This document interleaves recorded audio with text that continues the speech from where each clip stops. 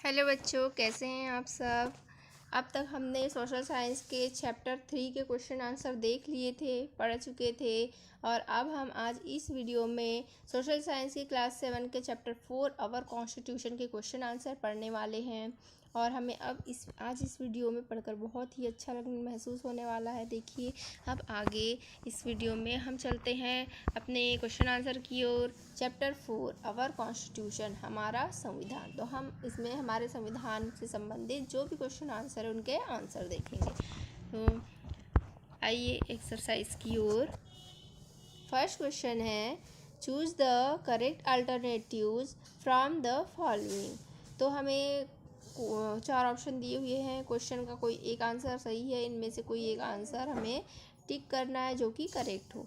तो फर्स्ट है, the constituent assembly was formed on. Constituent assembly मतलब संविधान सभा। तो हमारी संविधान सभा कब निर्मित हुई थी? ऑप्शन दिए हुए हैं हमारे पास। ए दिसंबर 1946, बी जनवरी 1947, सी नवंबर 1945 एंड डी जनवरी 1950। तो हमारे पास 4 ऑप्शन दिए हैं। इसमें से कौन सा आंसर सही है बताइए। तो इसमें सही आंसर हो जाएगा ए दिसंबर 1946। 9 दिसंबर 1946 को कॉन्स्टिट्यूएंट असेंबली की पहली सभा की बैठक हुई थी। ओके, तो इसीलिए आंसर आ जाएगा दिसंबर 1946। सेकंड है, the chairman of the drafting committee was. तो जो ड्राफ्टिंग कमेटी थी उसके चेयरमैन कौन थे? A doctor Rajendra Prasad, B doctor Bhimrao Ambedkar, C doctor Hari Singh Gour, D Pandit Jawaharlal Nehru. तो हमारा आंसर आ जाएगा B doctor Bhimrao Ambedkar. Okay, आगे चलिए। Third, the Indian constituent assembly adopted the constitution on. तो जो इंडियन कॉन्स्टिट्यूएंट असेंबली थी उसने हमारे संविधान को कब अंगीकार किया था, कब आत्मर्पित किया था? देखिए, तो इसने किया था 26 नवंबर 1949 को किया था, है ना।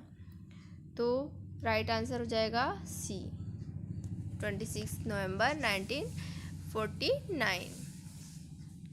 और लागू कब किया था? 26 जनवरी 1950। लेकिन इस क्वेश्चन का जो राइट आंसर हो जाएगा वो सी हो जाएगा 26 नवंबर 1949। अब देखिए आगे question number 2, fill in the blanks. The president of the constituent assembly was. तो जो कॉन्स्टिट्यूएंट असेंबली थी संविधान सभा, उसके प्रेसिडेंट कौन थे? तो उसके प्रेसिडेंट थे डॉक्टर राजेंद्र प्रसाद। तो फर्स्ट में क्या आ जाएगा? डॉक्टर राजेंद्र प्रसाद। डॉक्टर, ये आप लिख लेना, डॉक्टर राजेंद्र प्रसाद आएगा। Second, the Indian constitution is a blanks and constructed constitution. तो सेकंड में क्या आ जाएगा? सेकंड में आ जाएगा रिटर्न, WRITTN, ये सेकंड में आ जाएगा। ओके, अब देखिए थर्ड में क्या आएगा? India has and blanks and powerful judiciary. तो इंडिया की जो न्याय व्यवस्था है वह कैसी है? शक्तिशाली और इंडिपेंडेंट है। इंडिपेंडेंट मतलब स्वतंत्र है ना, स्वतंत्र और शक्तिशाली न्याय व्यवस्था है। तो थर्ड में लिख लेंगे इंडिपेंडेंट।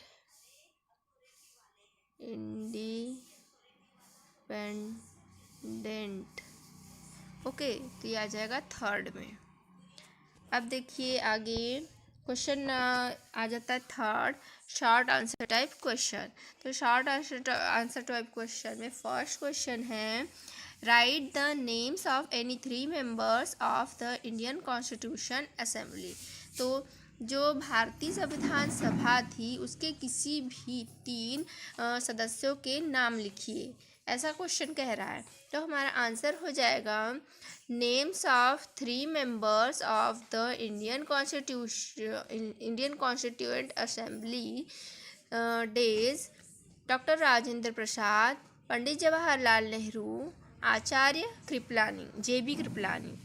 ओके, तो जो ये 3 नेम हैं, इसमें हम और भी ऐड कर सकते हैं नेम, हमारी बुक में दी हुई है। डॉक्टर पंडित जवाहरलाल नेहरू के साथ साथ डॉक्टर राजेंद्र प्रसाद, डॉक्टर भीमराव अंबेडकर और भी नेम हैं, आप देख लीजिएगा बुक में।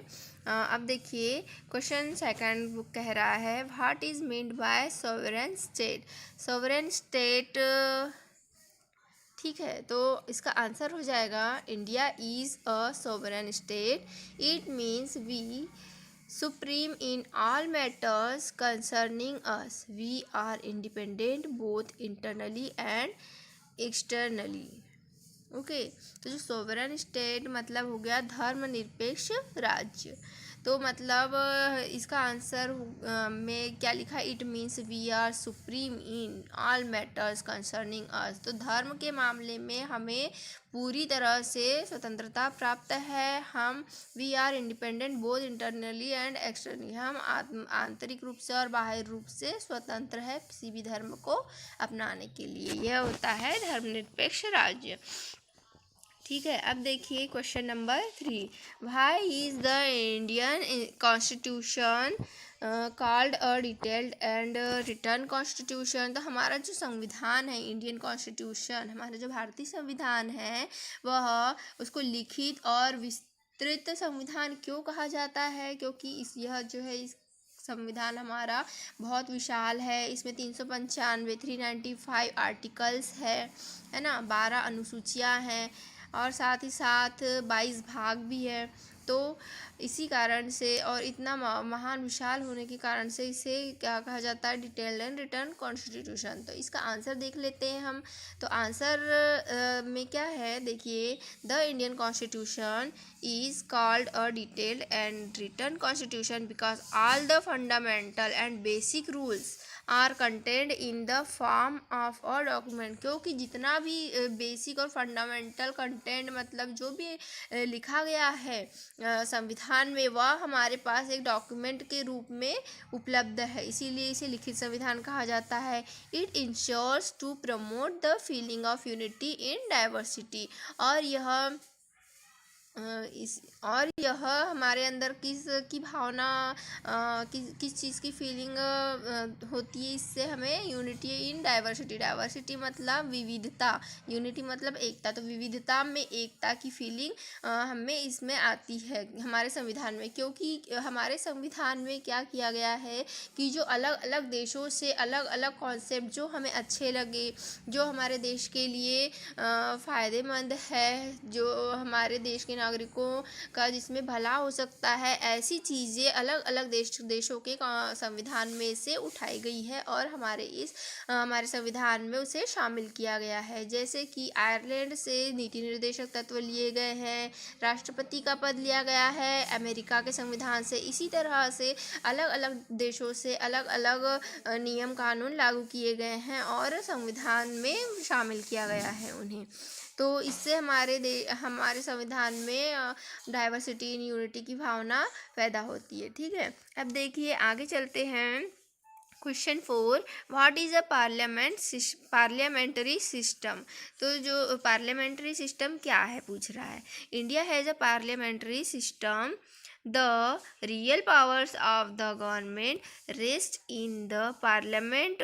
The council of ministers executes the powers of the government and it is answerable to the parliament.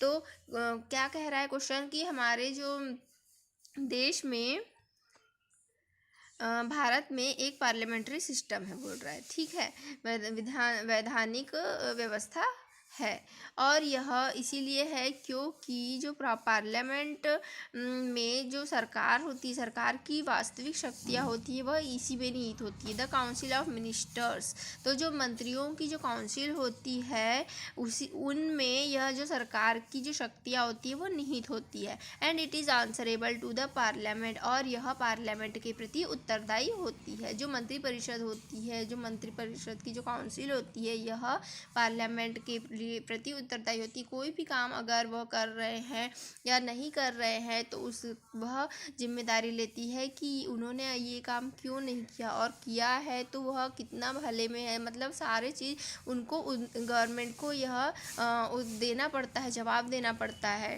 Parliament को। ओके, अब यहाँ हमारा ये वीडियो ख़त्म होता है। हम अगले वीडियो में देखेंगे लॉन्ग आंसर टाइप क्वेश्चन। तब तक के लिए हम